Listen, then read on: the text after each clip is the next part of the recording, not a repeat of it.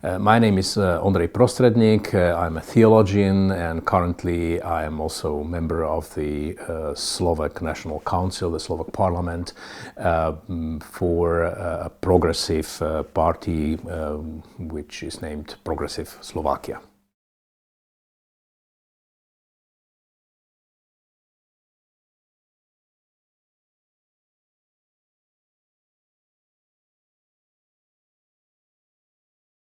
Political abuse of religion is accompanying me throughout my whole professional career as a theologian.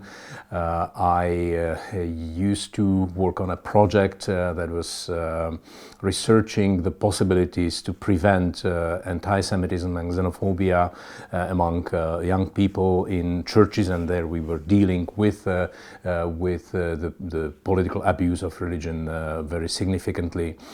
Also, I am a supporter of an international initiative to ban the political use of religion, which is a worldwide initiative aiming precisely on this topic of political abuse of religion. Also, I am a co-founder of an initiative, the Christian, Muslim and Jew Meet here in Slovakia, where we were trying to discuss with young people precisely about these possibilities of political abuse of religion. And as a member of the Slovak Parliament, I am focusing in my political work precisely on what I call the religious neutrality of state, where I try to build and strengthen the idea that the state is here to create equal conditions for any religion and not to prefer any particular confession.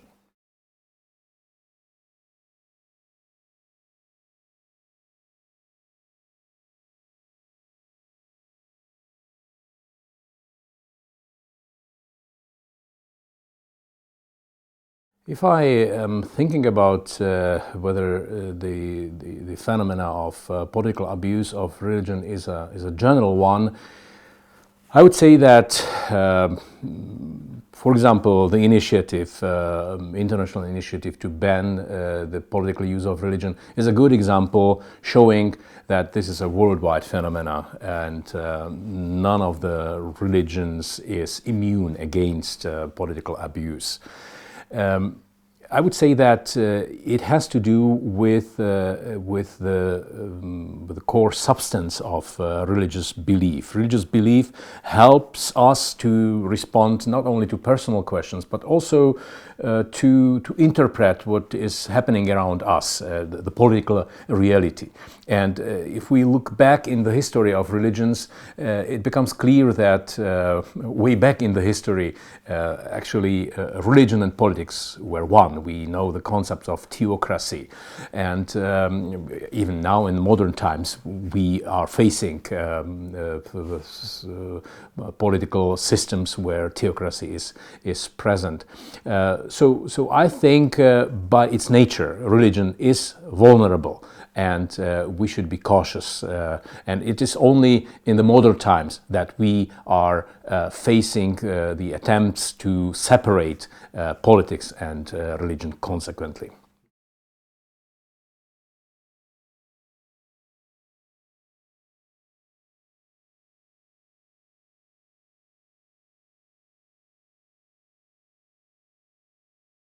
If I should say if there is any religion that is more vulnerable to be abused politically, I think of the ability of particular religions to exercise critical theology.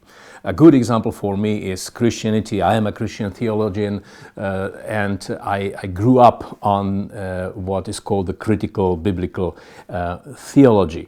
And I think that it is the ability to critically evaluate its own history and its own biblical texts or sacred texts of any religion that is giving religions the ability to resist political abuse.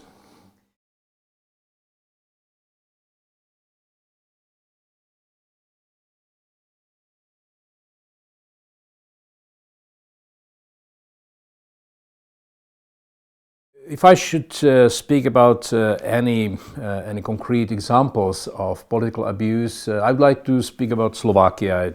That is the context that I know best.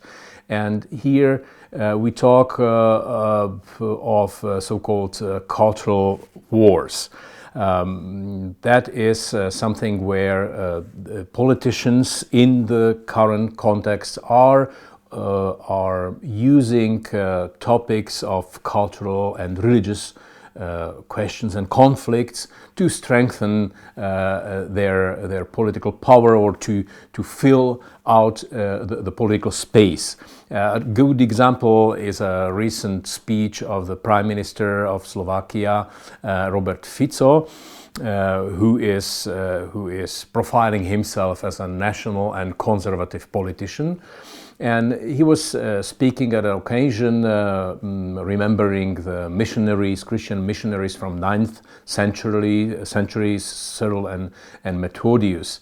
And there he was speaking of the necessity of Slovak politics to resist the ideologies of progressivism and liberalism. And with that he was targeting the fears of many religious people in Slovakia who grew up in a very conservative environment of Slovak Christianity and who feel a certain fear and resistance against modern concepts like equal rights for LGBTI people or fighting the gender-based violence or the right to abortion. And so this is a good example where a politician is using the religious faith and the fears of religious people to strengthen his political power.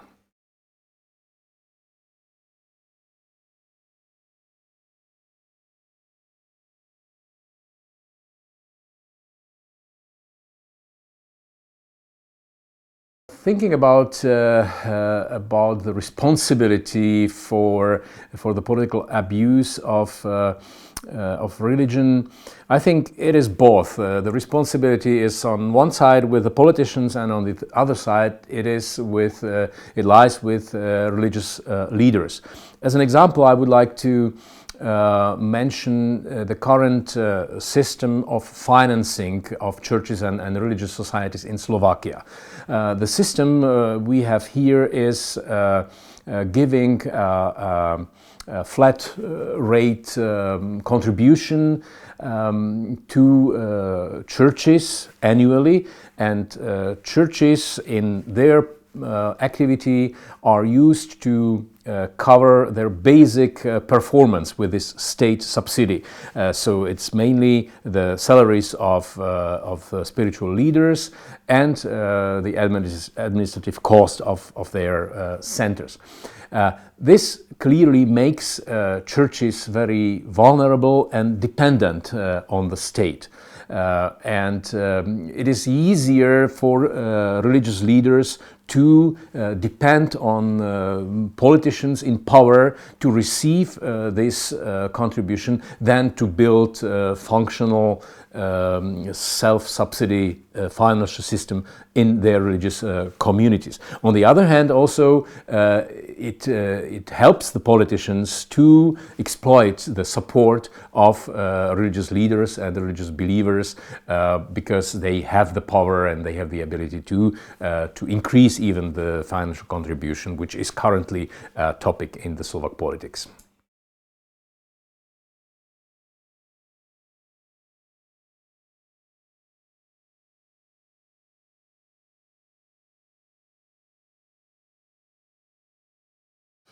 Thinking about the possibility to strengthen the vulnerability of churches and religions against the political abuse. I think that we should strengthen the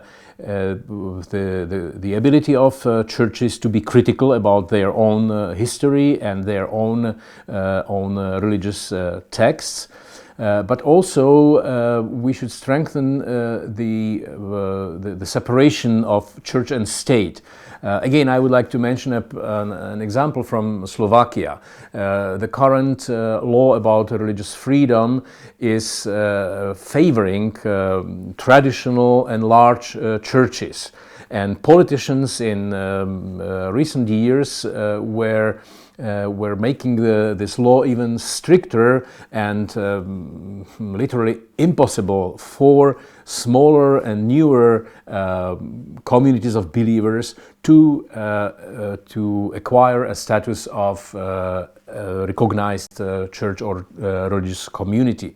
And that creates an inequality, and actually partners of state remain only the large churches, and state actually is behaving discriminatory, and that helps the state to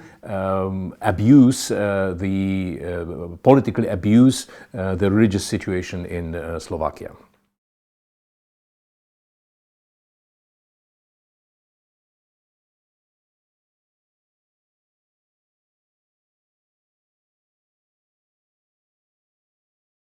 Well, I don't think that that religion could play a positive role in politics. I strongly believe in very consequent separation of religion and state, religion and politics.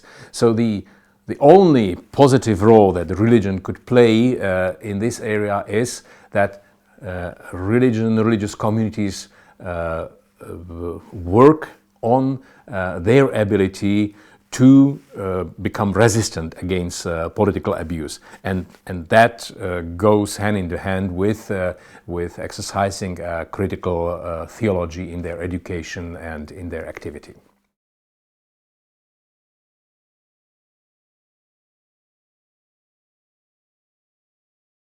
When speaking about the ability of religion to contribute to coping with the challenges of current time, I think of the history of Christian religion in our territory. There we have good examples how churches, especially Protestant churches, were those who brought modernity to the society of that time through education mainly. And I think that should be the role of religion and church in our society today, not to create among people fears and any illusion that the history, the past was always morally better and that the present is morally disturbed, but to create confidence that with modern approaches we can cope with any challenge of the society currently.